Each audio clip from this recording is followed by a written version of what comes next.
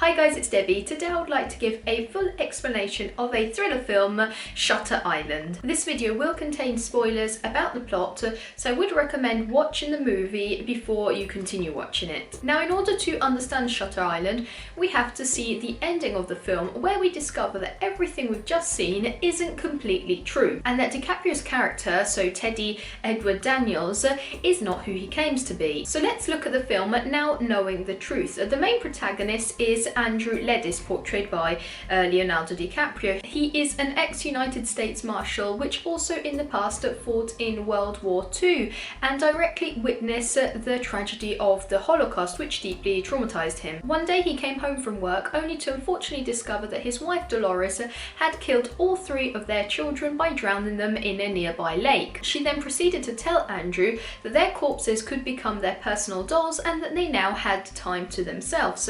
Andrew completely lost control when he saw the situation, shot Dolores, killing her. Andrew was then hospitalized at a psychiatric institute in which he was considered one of the most dangerous patients. His traumatic experience and his feeling of guilt led him to create an alternative reality, a world in which he didn't commit his crime, a world in which he's still a US Marshal called Edward Daniels, and that his wife had been killed by a violent arsonist called Andrew Ledis. He is also convinced that his doctor, Dr. Sheehan, in reality is his work partner, Chuck. He also believes that one of the patients, Rachel Solando, has mysteriously gone missing. According to the protagonist, Rachel Solando murdered her three children by drowning them exactly like his wife had done. He is also paranoid and suspicious about the activities going on at the institution and believes that the doctors and nurses are trying to hide something. Maybe experiments on the patients, just like the ones carried out at the concentration camps he had visited. The doctors tried many times to convince Ledis that all of this is just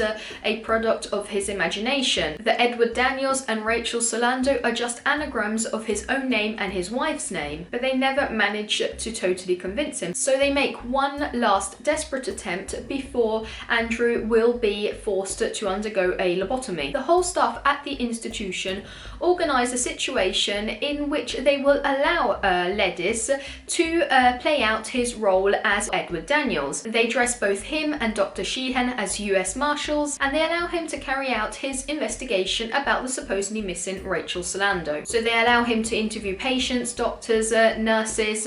A nurse plays out Rachel Solando. He is allowed to study her case. He is shown how the institution works, and so on. He is only forbidden to enter Ward C, but just because it is the section where he was hospitalized, and upon entering it, he might uncover the doctor's elaborate plan. The doctors also simultaneously interrupt the heavy medication Ledis was taking. By quitting the medication and showing the protagonist around the institution, they hoped his mind would clear up and he would slowly start to accept and understand the truth. They also helped him with a written note which read, "The law of four, who is 67?" The law of four hinted to the four names, so Andrew Ledis and Edward Daniels and Rachel Solando and Dolores Chanel, so an anagram. Ledis had anagrammed his own name and his wife's name to create these new characters in his mind. 67 instead hinted at the fact that there weren't 66 patients at the institution, but 67 including himself. Also, nearly everything they say or do is planned in order to make Ledis understand the truth. Unfortunately, Ledis is so convinced of his own reality that when the plan is carried out and he is physically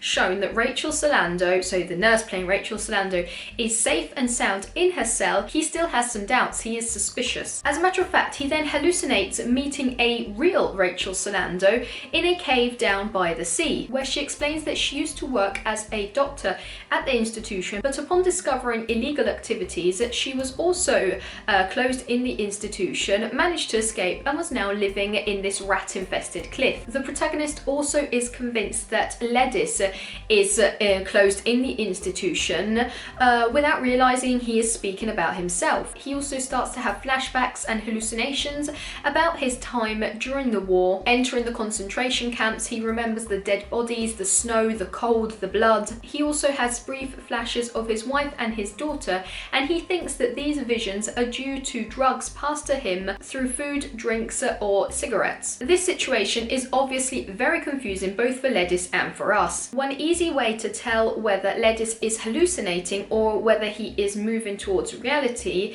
is the concept of fire and water. Water represents reality in this film, so whenever Ledis is close to water or he thinks of water, that means he is starting to see the truth, because Ledis ties the idea of water with his memories of his wife and his children's death. So when we see water, we know Ledis is starting to become sober-minded. He is seasick on the boat, he wakes up from his hallucinations because water is dripping on him. He dreams of the real freezing ice and snow at the concentration camp. When he dreams of hugging his wife, she is dripping water, and so on. Also, a huge terrible storm is engulfing the island while his mind is slowly clearing up from the medication and he is starting to discover the truth. Instead, when Ledis is hallucinating, he thinks of fire. When he meets real Rachel Solando in the cave on the cliff, he escapes from the freezing rain and water to then warm his hands on a fire. When he hallucinates about his wife, her body is either burning or exploding. And towards the end of the test, when he breaks in towards sea, he desperately lights matchstick after matchstick, his hands trembling as he only gets a couple of seconds of fire, while George Noyce, another patient, warns him about the truth. All of this is so overwhelming for the protagonist that he desperately tries to reach a nearby lighthouse where he thinks he'll find the solution to all his conspiracy theories. When he reaches it though, he only finds his doctors, which try to explain the truth to him. They warn him that if he doesn't accept reality, he will have to face a lobotomy. Ledis understands the truth and returns to the institution as a patient. But in one of the last scenes, we see him speaking to Dr. Sheehan as if he was still a US Marshal, so he will unfortunately have to undergo the procedure. This ending either means that Ledis is still living in his own reality, or that he understands the truth but still pretends to be insane and be lobotomized, feel no more pain, no more guilt, and be somehow in peace with himself. As a matter of fact, he asks Dr. Sheehan what could be worse, living as a monster or to die as a good man, and glances at the doctors organising his treatment. What do you think about this ending? Let me know with a comment here below, and if you enjoyed this video, make sure to subscribe for many more movie related videos. See you soon, bye!